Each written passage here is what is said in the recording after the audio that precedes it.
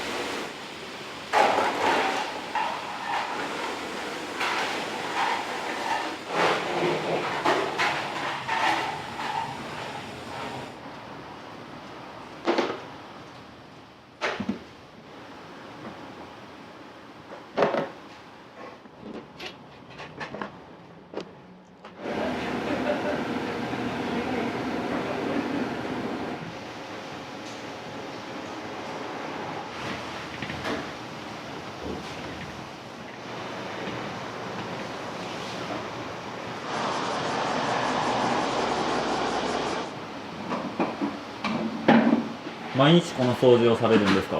はい、もう夜のうちに油がまったりしてるんで1時間ぐらい掃除は欠かさない。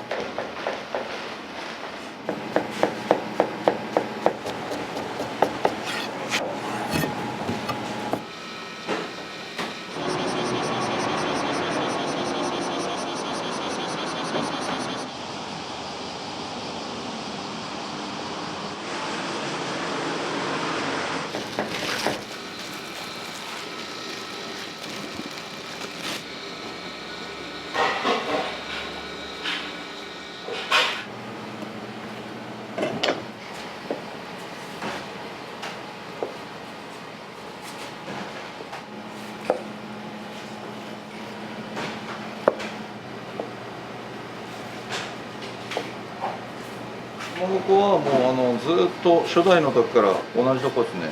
70年ぐらい一緒じゃないかな。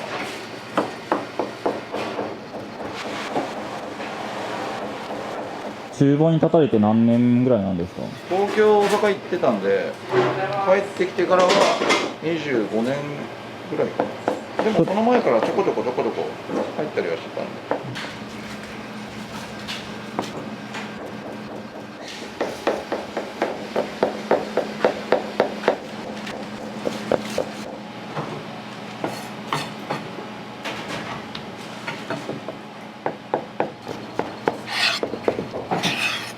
これだから取れたら次行きましょうか。時間かかんないですか？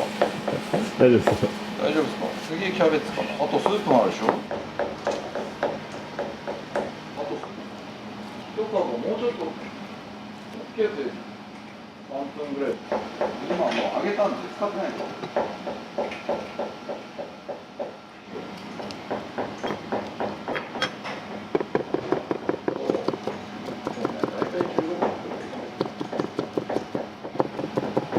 いいです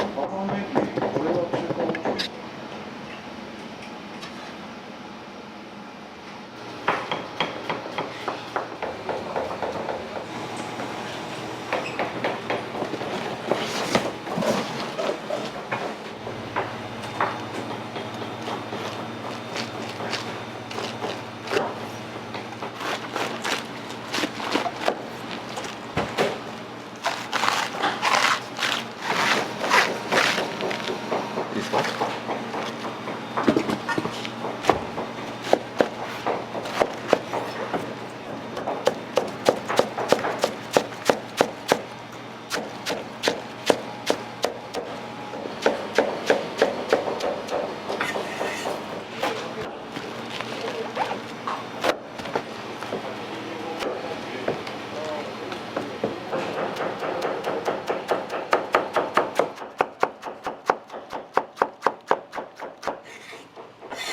中の芯とかね、なるべく切れ目を入れて、芯って結構匂いがするんで。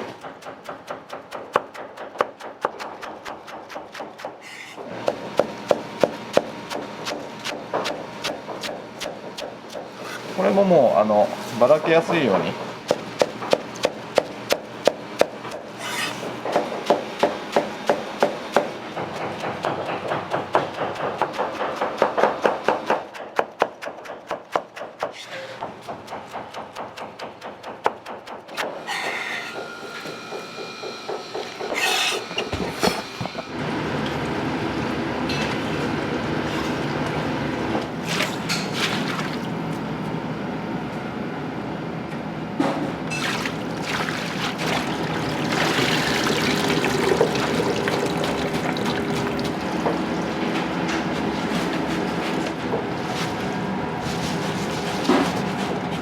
どけていいっすよ。ありがとうございます。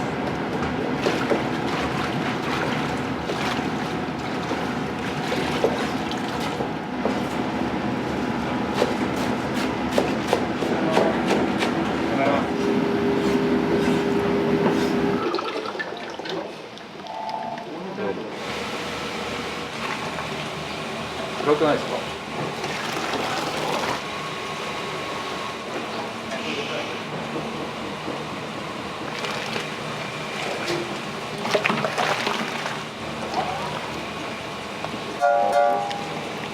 あ、どう？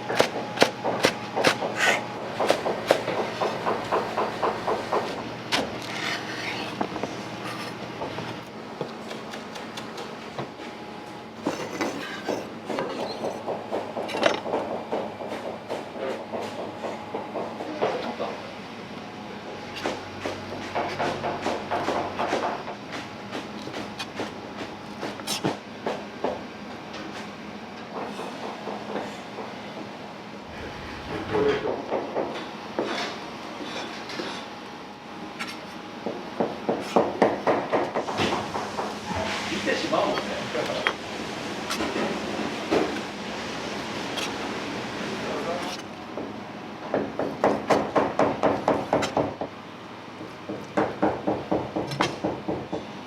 親子丼と親子うどんっていうのがあるんですよね。それの具材。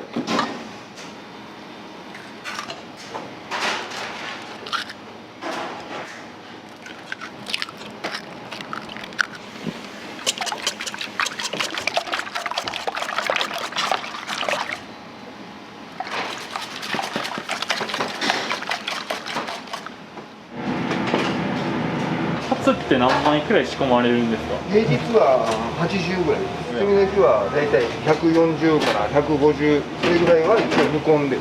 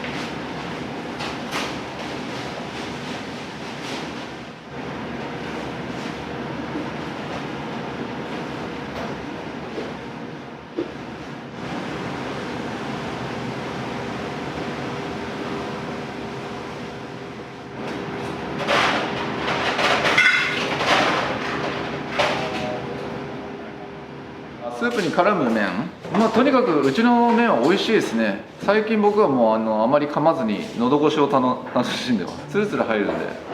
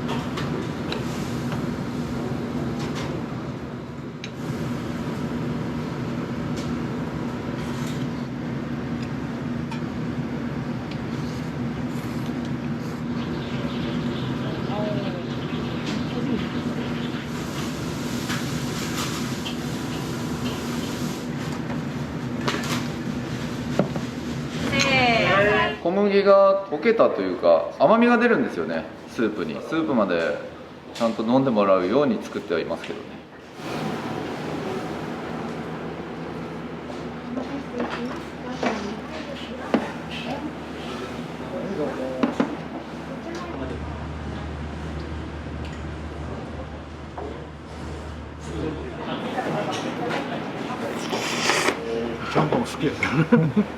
どこ行ってもちゃんぽん。い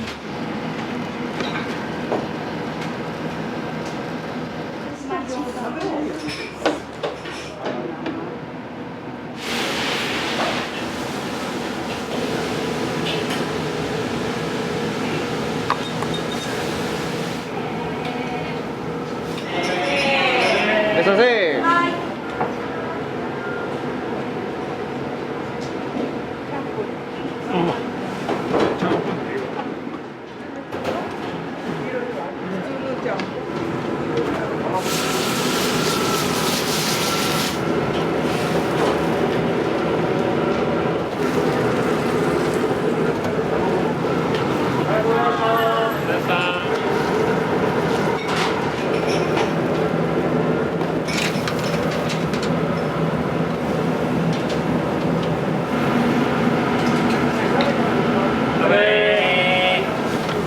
取ります。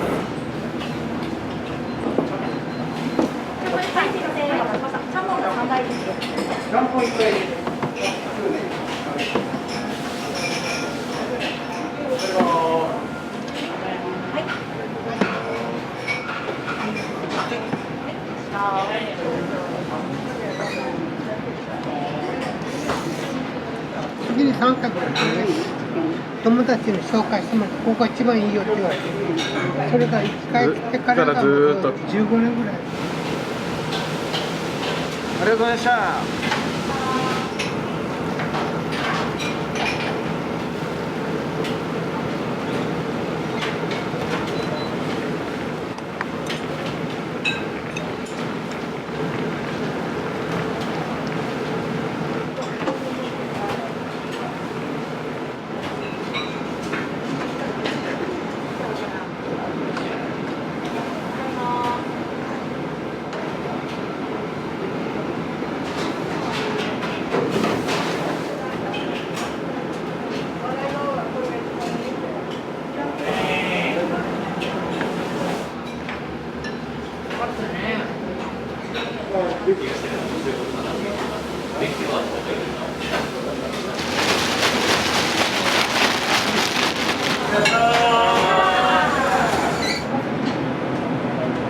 たった2名様です。3名様こちらでお待ちください。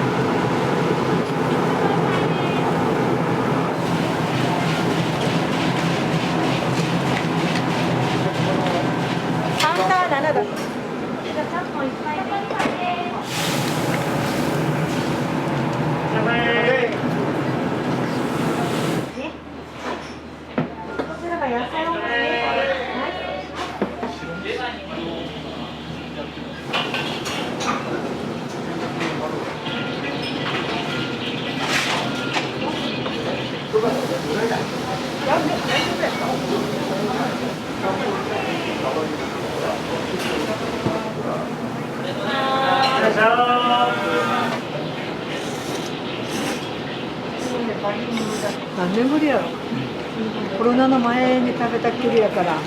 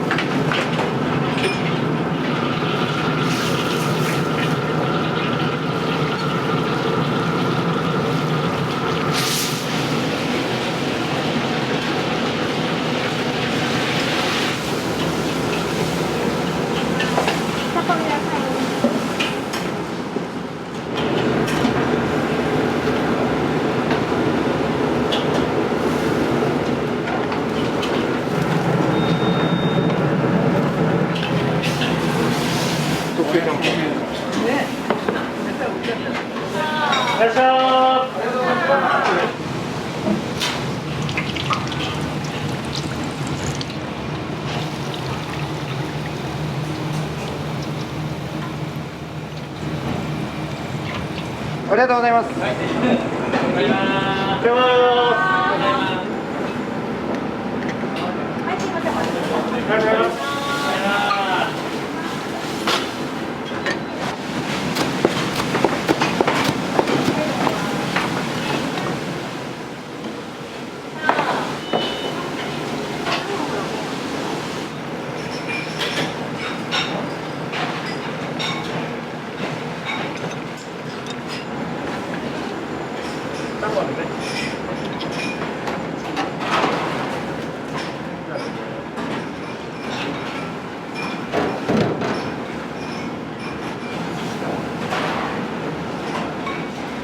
もちろんです。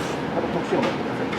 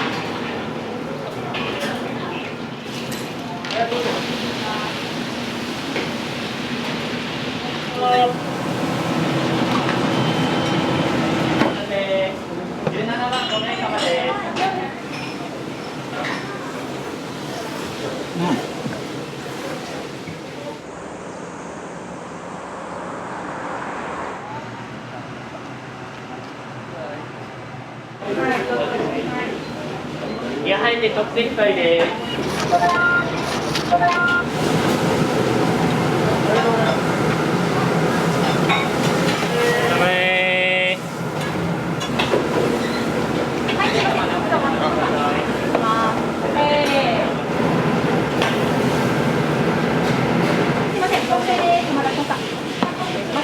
お店にはよく来られるんですか？うん、来ますよ。大好きです。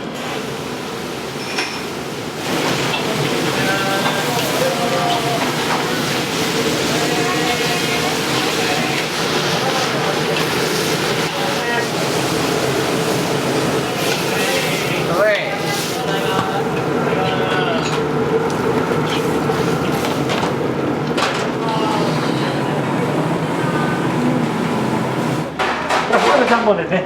はい。じゃあですね。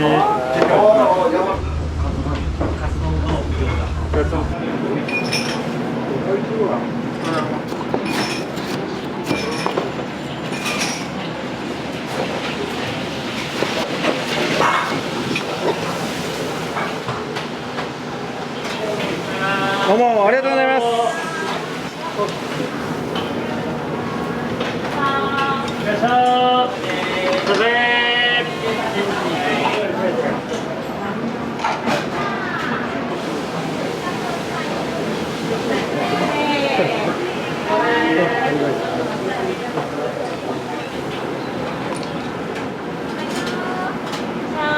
いらっしゃい。ちゃんぽんはどちらでしょうか。はい。カツ丼です。はい、しょうがない。い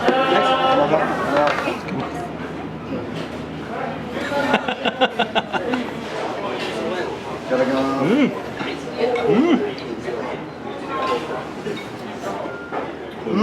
最高。うまい。前ちゃんぽん食べたけどこれ食べてからもうこれやみつきよ。絶品や。どこにもあげんのこのかきご飯。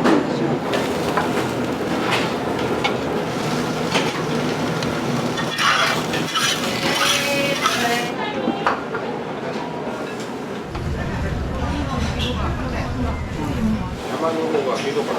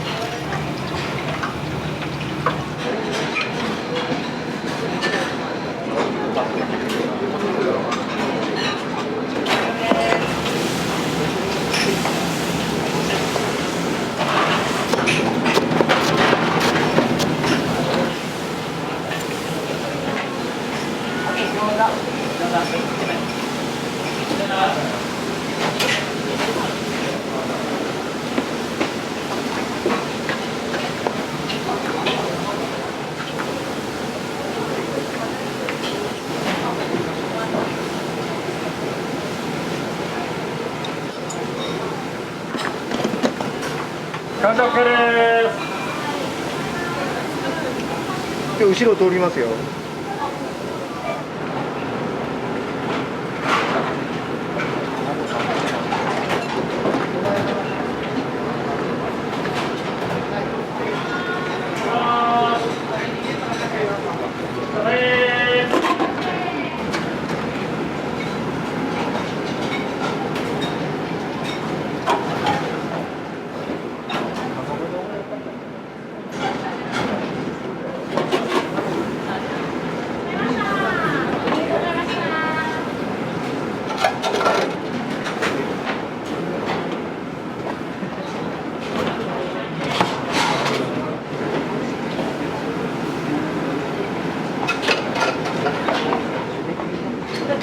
カツ丼はどちらですか？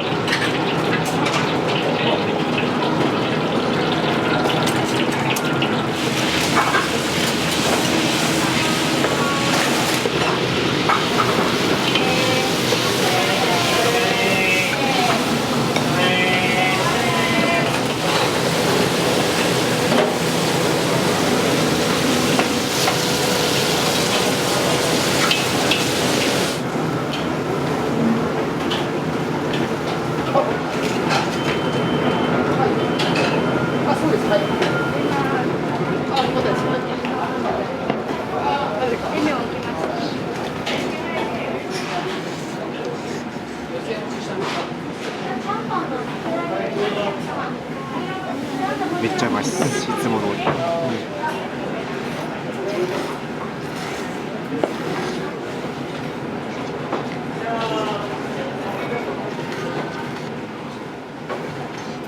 お姉さん、今日何注文されたんですか？普通のちゃんぽん。普通のちゃんぽん、お味どうですか？美味しいです。いつもちゃんぽんとかもあるんですか？今日初めて来たんです。あ、そうなんですか。どうですか、初めての感想は？美味しいです。結構こう量が多いと思うんですけど、どれ食べれそうですか？美味しいで大丈夫だと思います。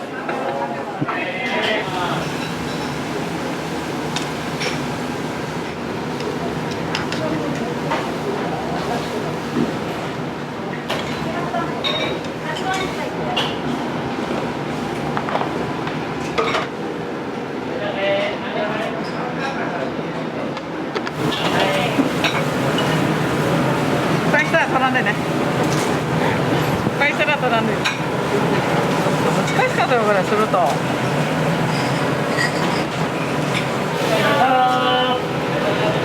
両方もめんどくせえね。はい。はい、すいません。特製の両方のりです。まだちょっと。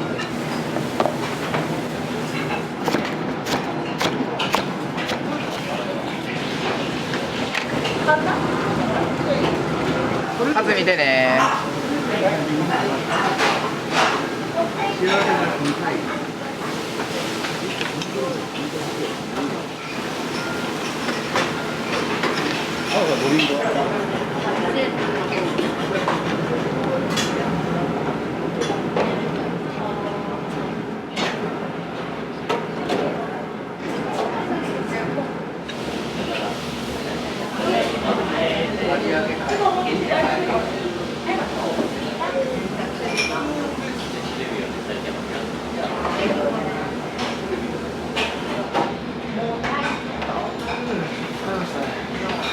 今後お店をどうしていきたいってありますか？美味しいちゃんぽんをずっカウンター2名様です。と提供し続けたいだけですね。普通のちゃんぽんとカツ丼を食べてもらえば間違いないと思うんですが、クラゲが入ってる特製ちゃんぽんとかも結構人気なので、何でも美味しく作ると思うんでお待ちしております。ありがとうございました。ありがとうございました。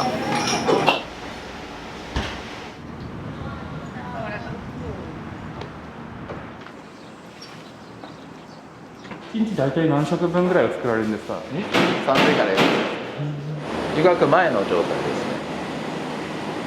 ね。で1回湯がいて1回閉めて1玉にしてまた冷蔵してって感じですね。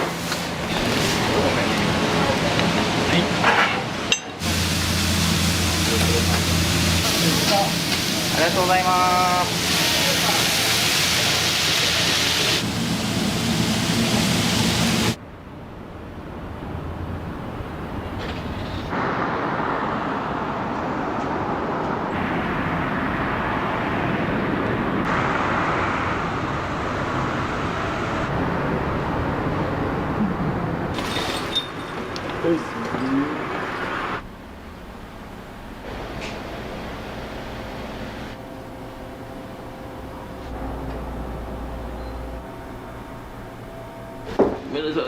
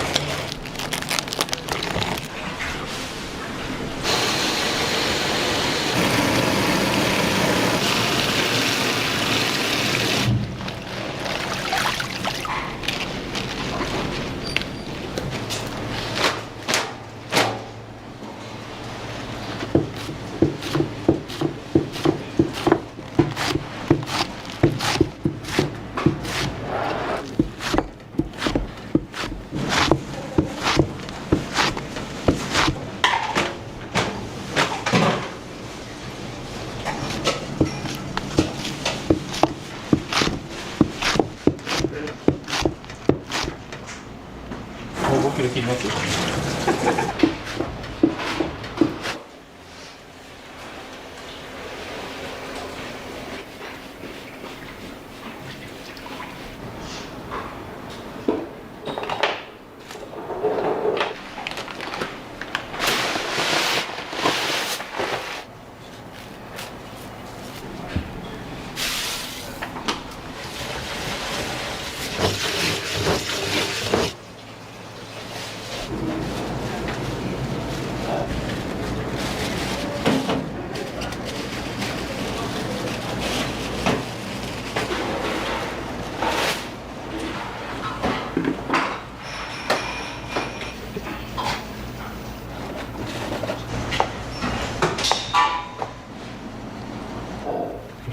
も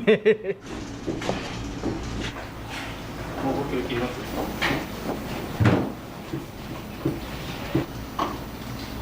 焼きそばセットのサラダ付きで、それの分のサラダです。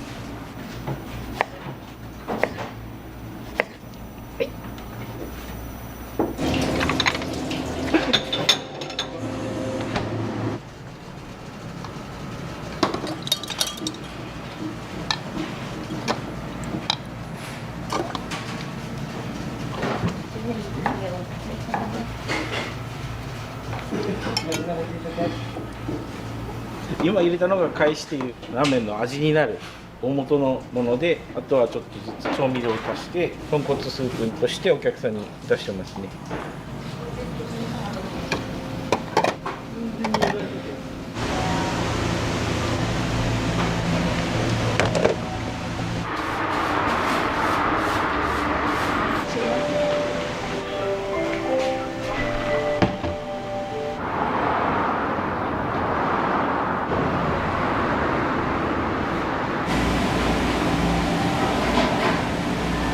特徴的には食べやすい長さでも作ってますし、太さもで、機械の圧力でコシのある、焼いた時にはパリッとで、中はもちっとなるように作られてます。今混ぜてたこれはタレです。これは全く分かりません。奥様しか分かりませんのでちょっと醤油が入った感じの、難しいですねソースの味が知ってるのは社長の奥さんとその娘さん2人だけです。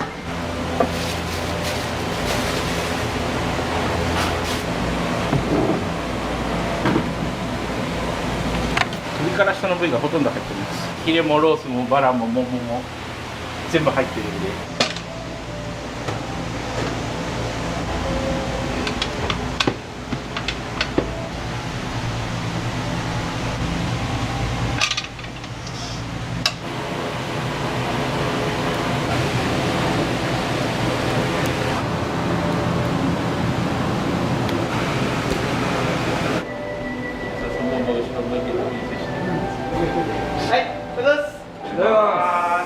愛情あるサービスを適正な価格でお届けし、お客様と共に愛ある社会づくりを目指します。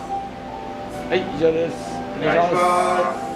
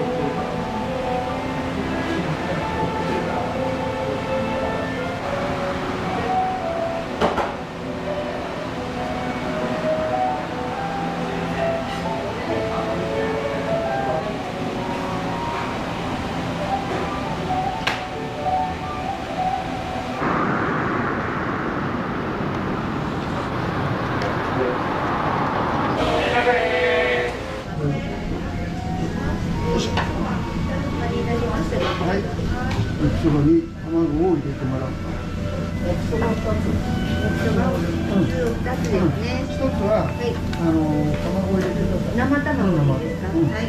専用にしてください。かなり油の量です。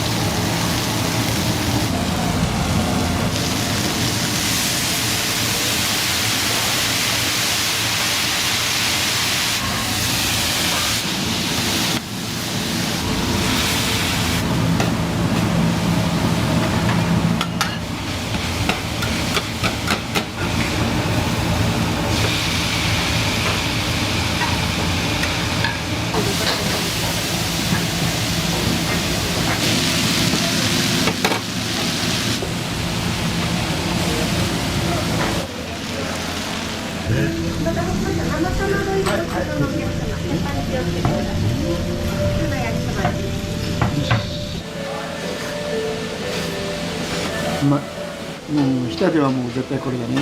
焼きそばはもうこれしかない。よそ行った時ツルツルっとしたとろっとした焼きそばじゃない。信じられん感じがする。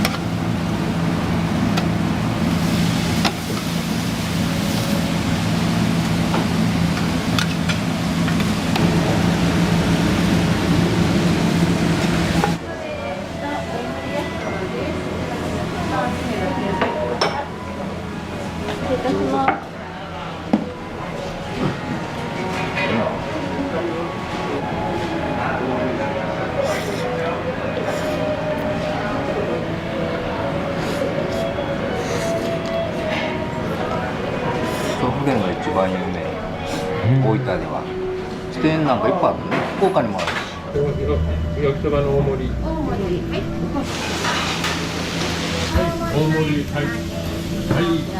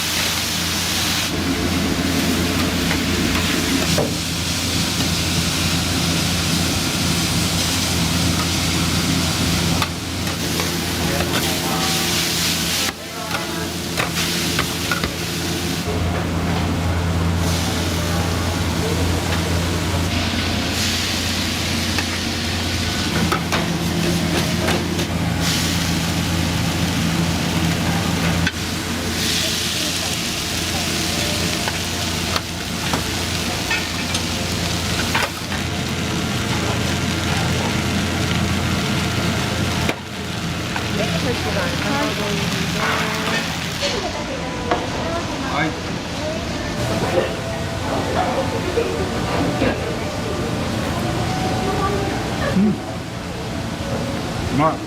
サラダセットにはい。生卵トッピング。生卵はいつも何かで乗せますね。自分はひたすらかき混ぜます。結構カリカリしてるから麺がですね、卵との甘みとこのカリカリ感がソースとちょうどマッチングして美味しいです。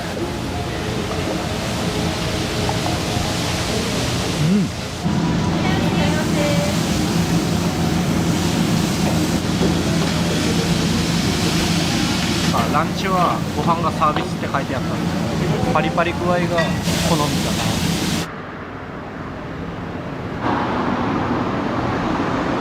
2名様です。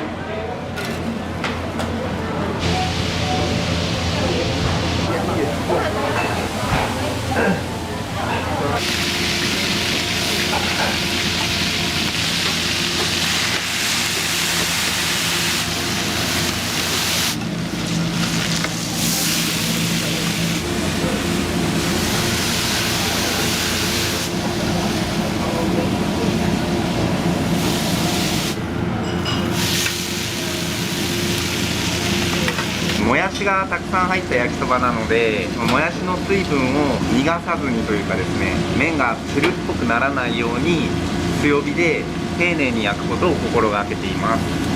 最大何人ぐらい6です。6人前までですよ。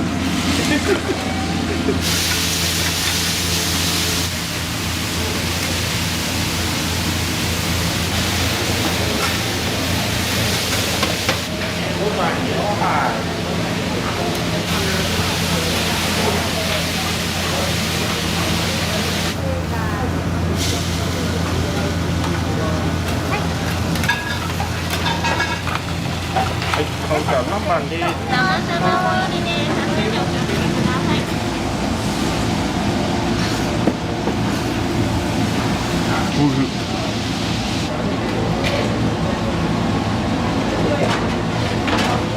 焼きそば、トッピングが目玉焼き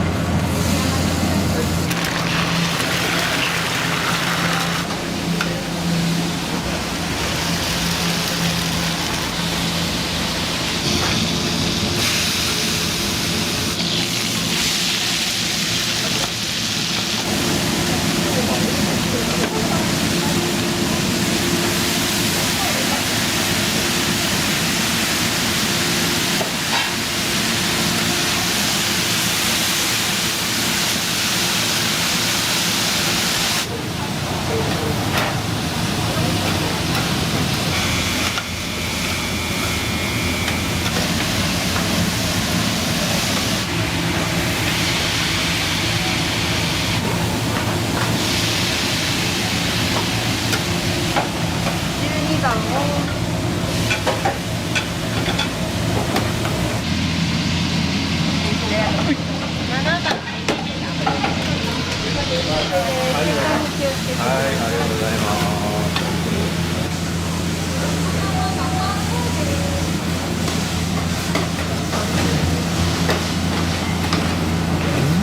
僕の一番の焼きそばです。もう大好きなんですよ。この目玉焼きを入れてからトッピングするのがもう最高ですね。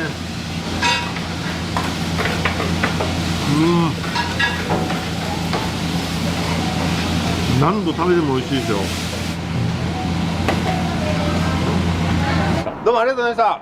もう腹いっぱいですありがとうございました。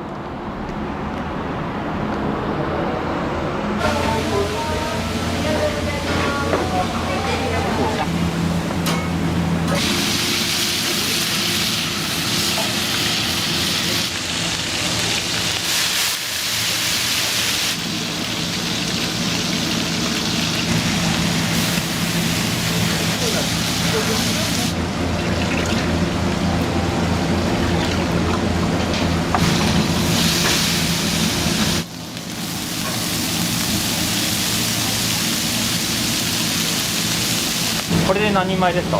これ、4人前です。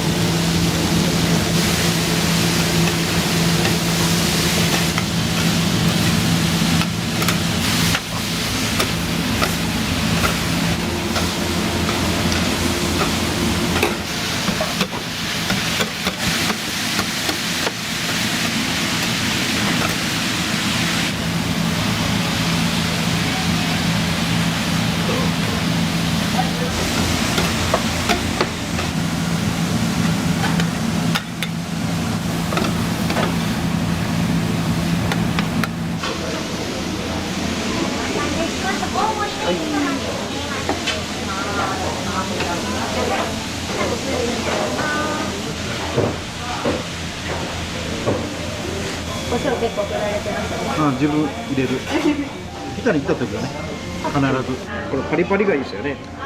鉄板だからですか？いやなんかちょっと作り方が違うんじゃないですかね。ソースの作り方はもう本当に少ない人しか知らないって聞いたんですけど、私と娘この頃下の娘にやっと教えたんです。コロナが流行った時私たちがねかかったらアウトでしょ。京都に住んでる娘にも教えて朝一新幹線で来て作ってさっとまた帰りました。誰にも会わずにもうどれだけ忙しくてもお母さんと娘さんがやりました。夜中でもどんなソースの味なんですか？酸っぱくはないですね。まあ召し上がってみてください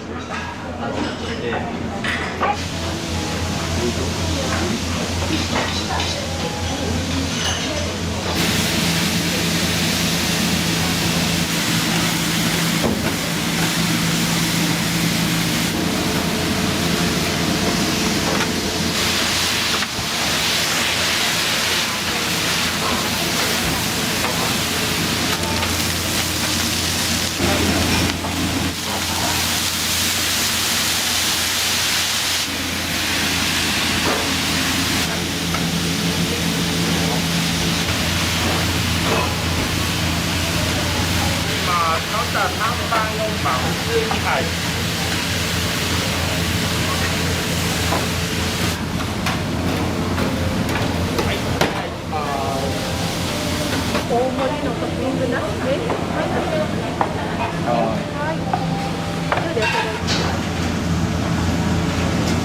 大盛り焼きそばです。大盛り美味しいです。熱い。全般的にもう美味しいですよ。もやしが麺と絡み合って美味しい。全然違います。油い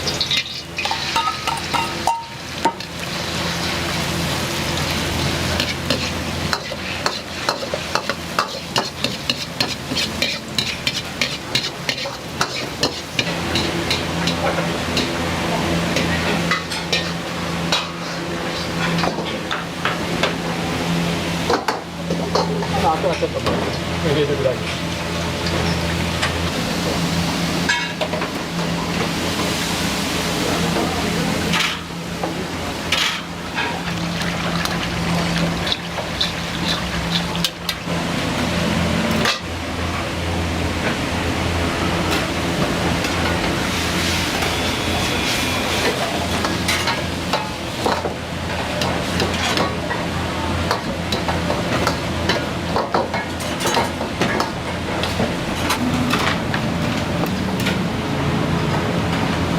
どうした。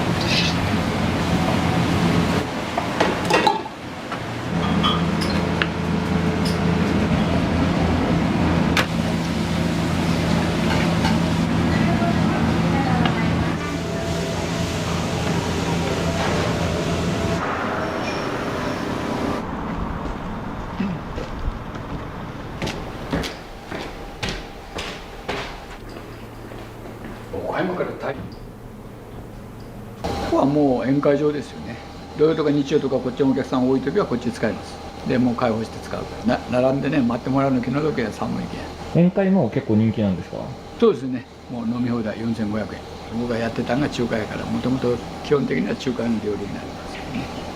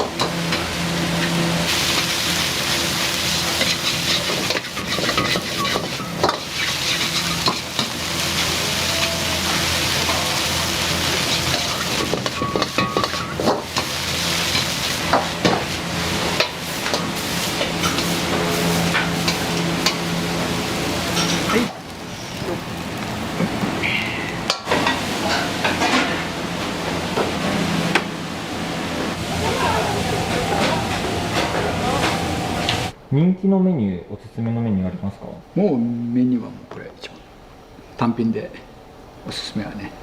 おすすめはね、僕は好きなのはしそ青じそ上からです。多いのはやっぱもう卵と目玉ね、これは多いですよ。もう焼き方もしっかり焼いてくださいとか両面焼いてくださいとかいう人もおる。半熟であんまり焼かないでくださいという人もおるしね、そこはいろいろやけど、もう注文いただければ大体そのペースであげます。営業始めたのはラーメンで、ラーメンを下はほら激戦区で結構ラーメンがあったんですよ。でそれでなんか他のメニューを積んで先代が考えたのが焼きそばで、今は日田中が焼きそばやりだして、ラーメン屋がみんなやりだして、ラーメンも美味しいですよ。久留米ラーメンと違って脂っこくはしつこくはないです。さっぱりしてます。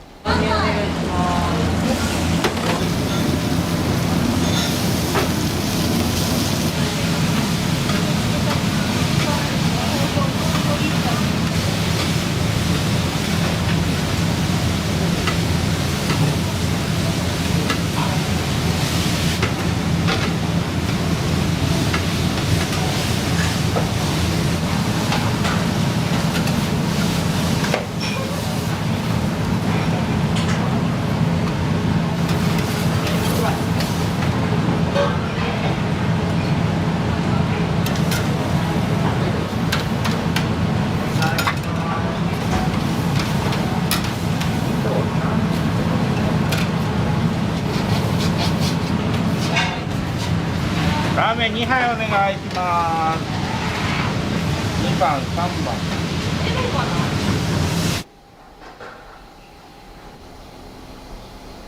基本的にはね、夫婦でやるっていうのが理念で、夫婦でやるのが原則。一人やったらできなかったんですか？できるんです。独身はできる。今はね、もうちょっと時代変わってきたんで、フランチャイズでいろんな形で出るっていうのもありますけども、だからここで修行しながら嫁さん探して、だからみんな学校卒業して高校出てくるでしょ。そして3、4年して結婚して出ていく。だから今仙台支店をしている人たちはみんなそういう人。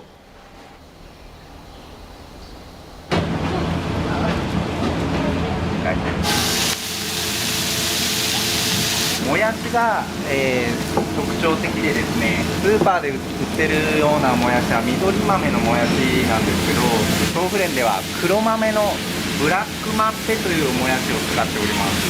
うまみがソースとよく合ってですね、美味しく仕上がります。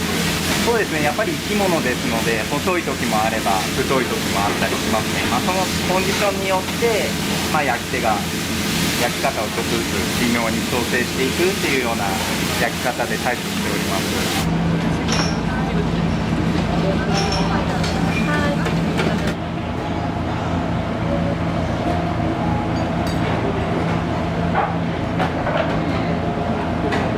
美味しいです。美味しいです。福岡から来ます。でも1時間ぐらいで来れます。今日はこちら目当てで。そうです。で美味しいから行こうって言って来ました。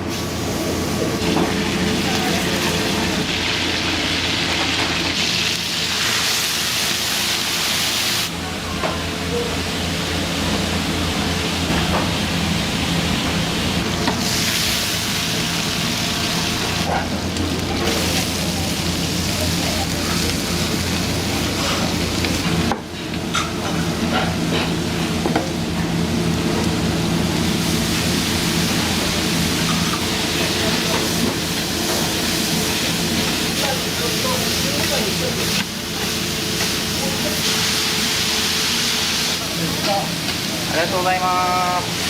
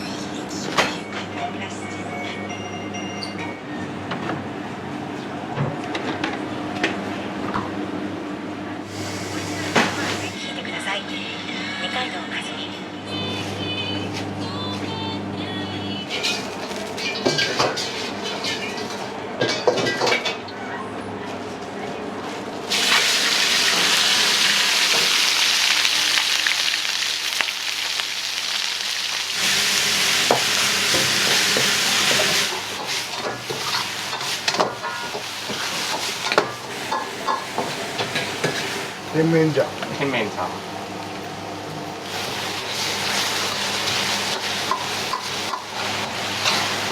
あえる感じやね。仕上げにごま油。ごま油。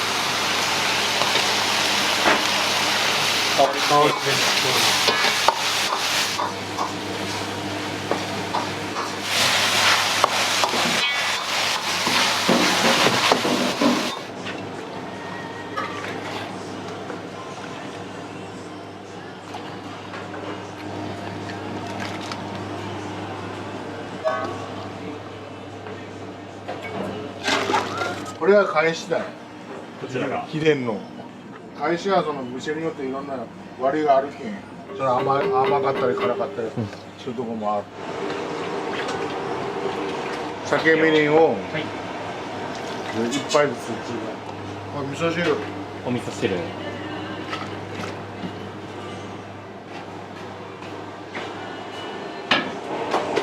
沸いたら昆布を出す。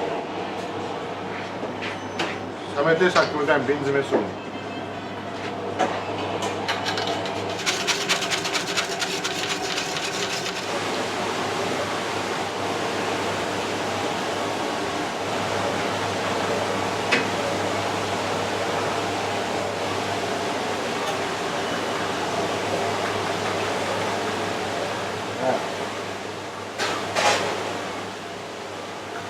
飲んでみて。ありがとうございます。飲んでみて。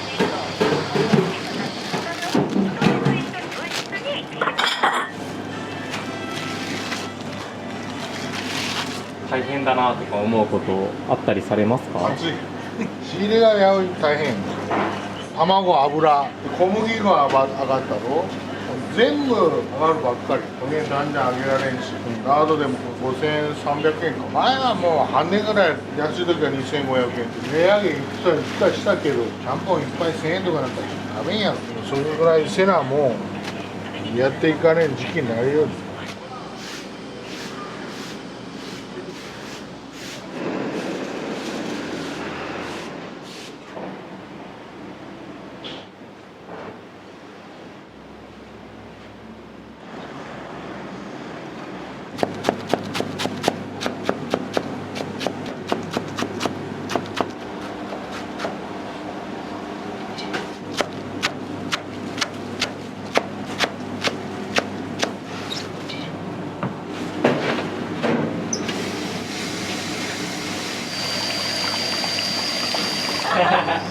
モザイク受け取って。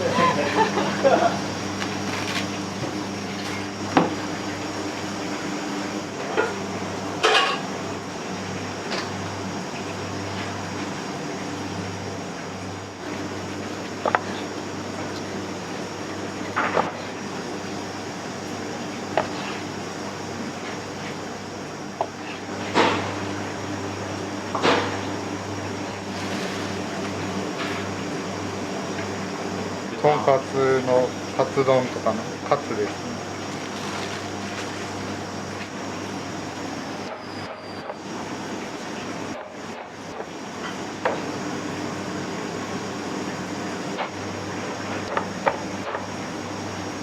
例えば前の日の夜とかにカツ丼がなんか特集されてるとか。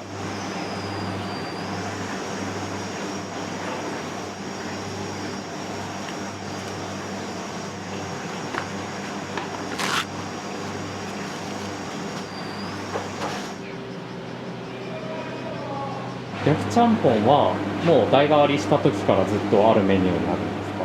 俺が来てからした。あ、そうなんですか。夏暑いやんやっぱ。はい。ちゃんぽん夏ねえよ。あんまりこう。まあ焼きそばみたいなもんやろ。やばい焼きそばやろ。持ち帰りが多いん。ちゃんぽん持って帰らないけん。焼きぽんやったら持って帰られる。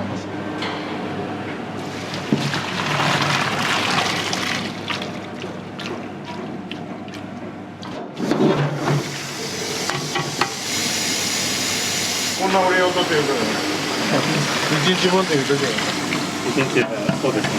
五目ちゃんぽんと焼きぽんが普通のちゃんぽん。五目やったら人参、あさり、イカ、ちくわ思ってる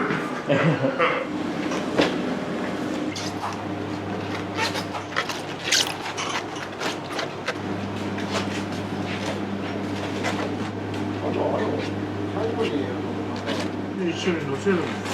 なんか、あれだこれ。卵豆腐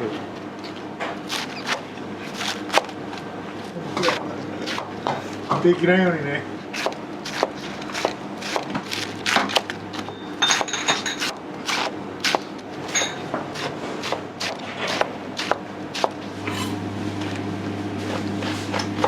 子供の時からなんかお店のことを考えられたりしてましたか？いやもうほぼ強制です。ほぼ強制。小学校ぐらいから例えばお店が忙しい時に忙しい時。お使い行ってきてとか、あと皿洗いとか。実際にお店で働くようになったのはいつ頃なんですか？一昨年やっぱ同級生とか友達がこう食べに来てくれたり、そういうのはやっぱ嬉しいですし、あとはやっぱ常連のお客さんとかもやっぱいて、はい、いつもやっぱ来てくれるのはありがたいなって思います。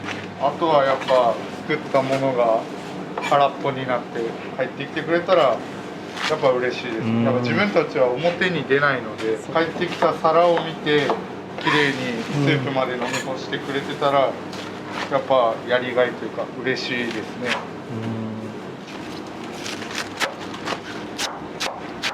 こちらで何日分ですか？これもう1日で1日分。午前中この2箱切って、で午後はまた2箱切る感じ。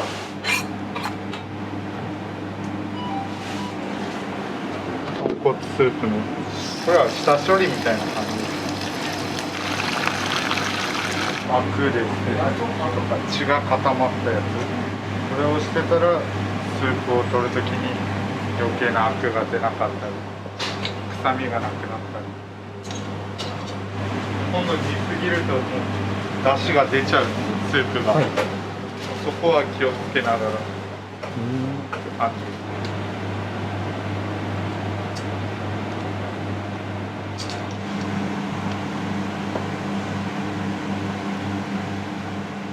スープは豚骨鶏ガラ、まあ、どんな人も言えばいい。ちょっとあっさりになる。豚骨ばっかりで濃いんや。そんな塩とかあんまりないやろ。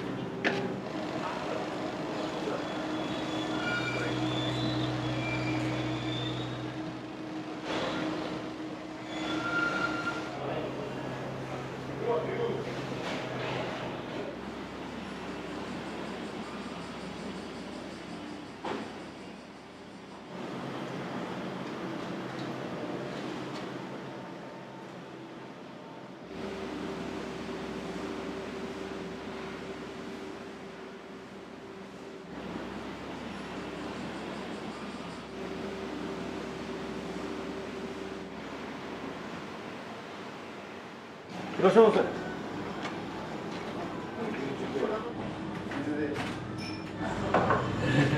五目一です。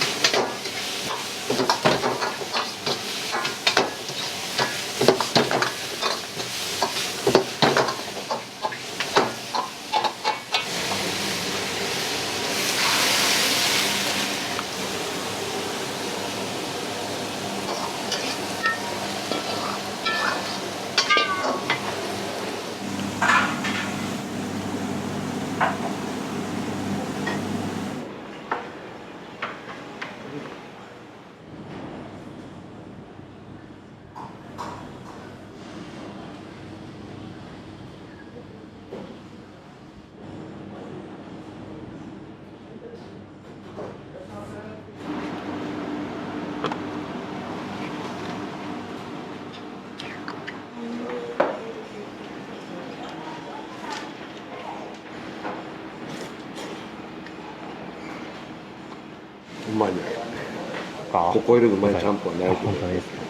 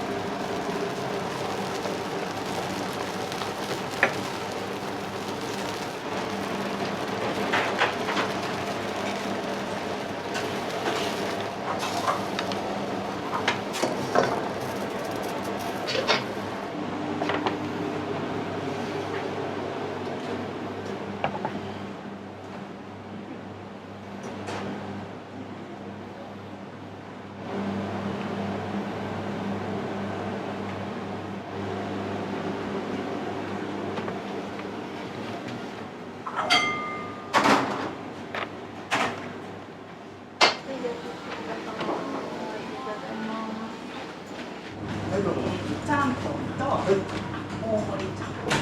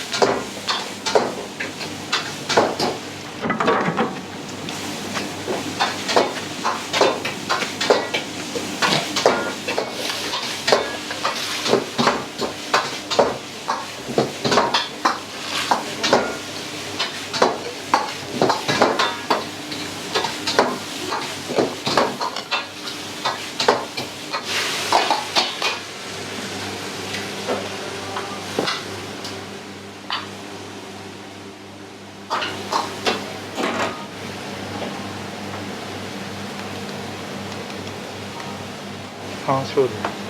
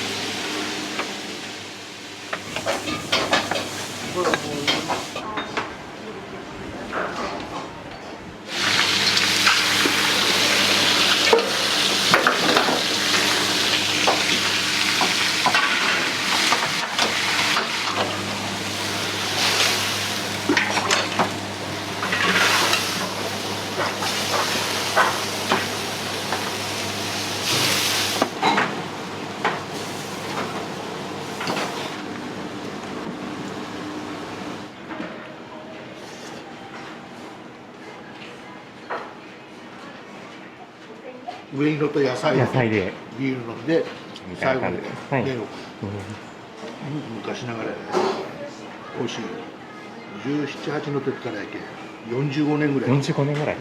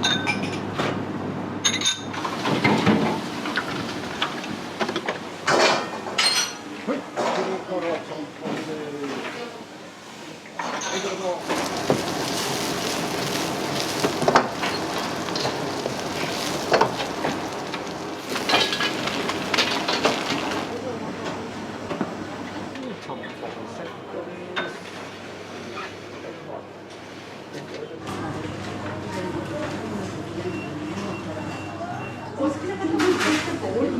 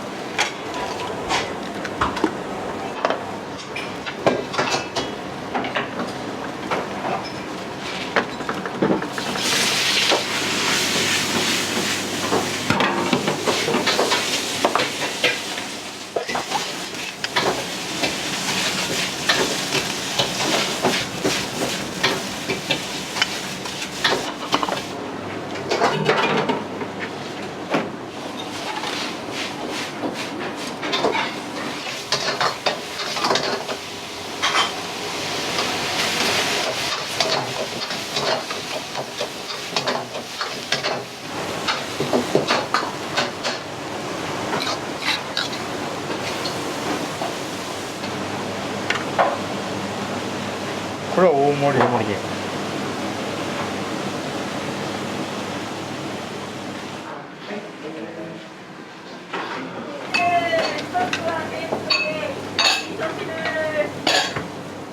ちょっとも味噌汁。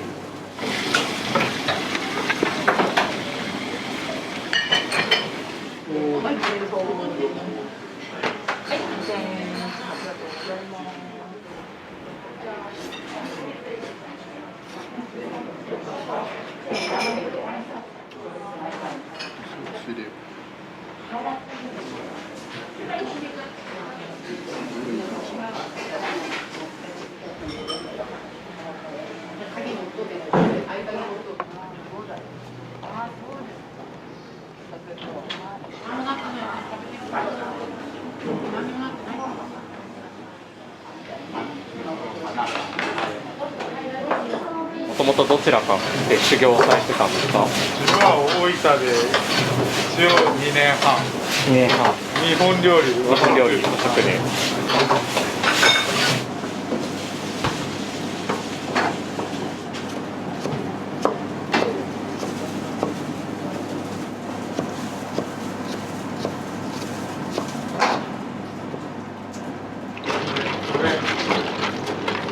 作り寄って。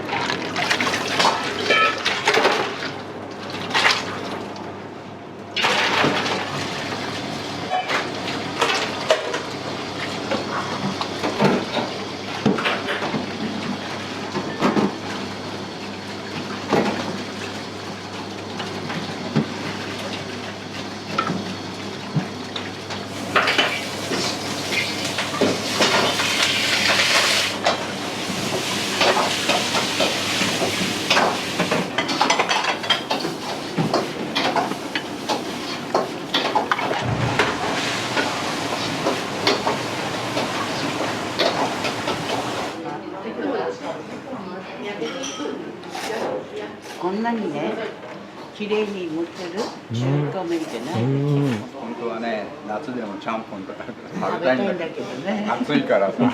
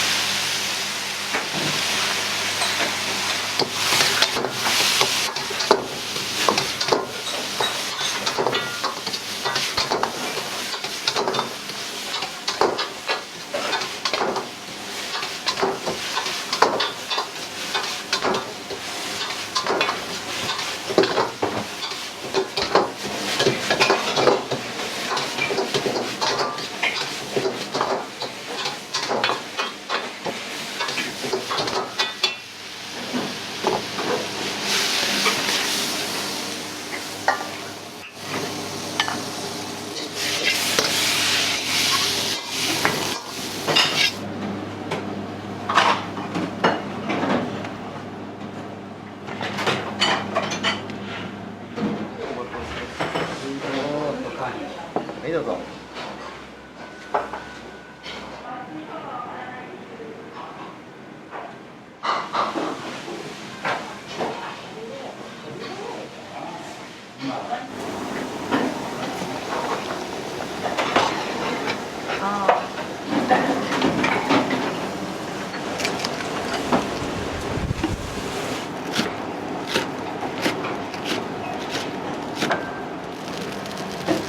自分のやけんね。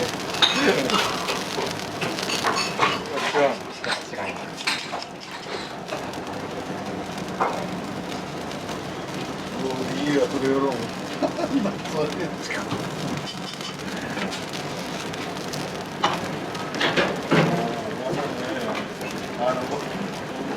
あれの何々の集合やね。あら演技やろ。そういうふうに店は本当にあるっちゃう。